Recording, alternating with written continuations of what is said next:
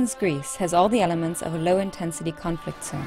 Greece has become ground zero for the Eurozone's fiscal crisis. The austerity measures promoted by the IMF, EU, ECB, otherwise known as the troika, are at the core of the social crisis in Greece. What happened after troika arrived in Greece is a simple disaster. Following decades of the expansion of the welfare state, PASOK, the Greek Social Democratic Party, is leading a new era of privatization, layoffs, wage reduction, increasing working hours, and the erosion of collective bargaining rights in exchange for loans from the troika. The new social democratic government, they took advantage of the fiscal crisis of the state and the world crisis in order to make a bigger assault on the working class, something that the right-wing government was not in a position to do. A lot of people are losing their jobs.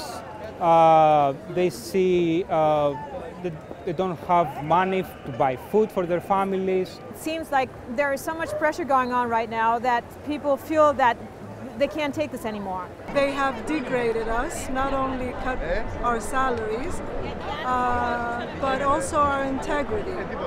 We feel that we are the human economical hamsters. These austerity measures have led to an increase in the official unemployment rate, now at nearly 17%, with a youth unemployment rate of over 43%. Social pressure has mounted. In the first few months of 2011, Greece witnessed a 40% increase in the suicide rate. On October 19th and 20th, much of Greek public and private infrastructure was brought to a complete halt during a 48-hour general strike called by the ADEDY and the GSEE.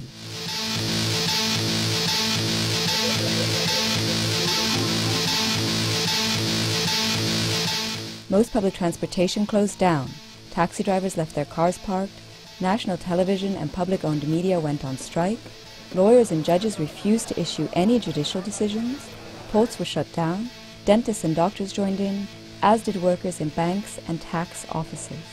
Food and fuel supplies were even affected, as customs officials went on strike and gas stations were shut down. Before the two-day general strike, civil servants had already occupied several government buildings, including one housing the Finance Ministry office.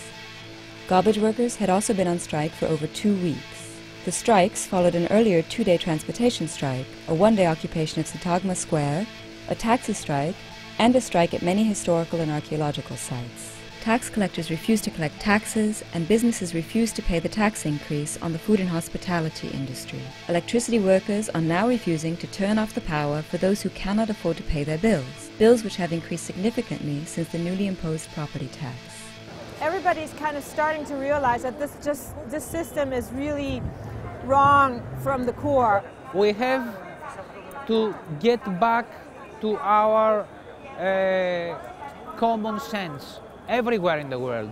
I mean, this is a completely irrational system. There are people that they think that this is an opportunity to rethink and change their whole life, take their lives back to their hands.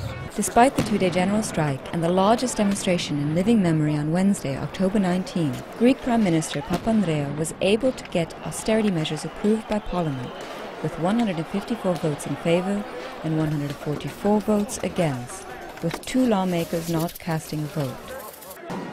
Only hours before the vote in Parliament, a demonstration saw fierce infighting between the demonstrators.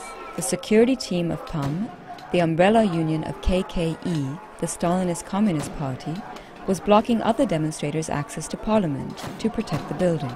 They later received praise from across the parliamentary spectrum for their actions. Since the morning they were like attacks to people that were just trying to pass through the lines of the PAME just to get near to the parliament. The PAME cooperated with the police openly. In the ensuing clashes, more than 80 demonstrators of PAME were injured, while 53-year-old Dimitri Kotsaridis died from heart failure, thought to be caused by inhaling the police-thrown tear gas. The coming weeks and months promise even further tension, with public transit strikes being planned and a demonstration on November 17th that will mark the anniversary of the 1973 Polytechnic uprising against the US-supported regime of colonels. And we'll be here. if there is a strike next week, the following week, until something is done. And today we have the problem here in Greece. Tomorrow to Italy, to Spain, to Ireland, all over the world. We are in an economical world. I think that we should all kind of think about what is going to happen in the future and how we can contribute to it.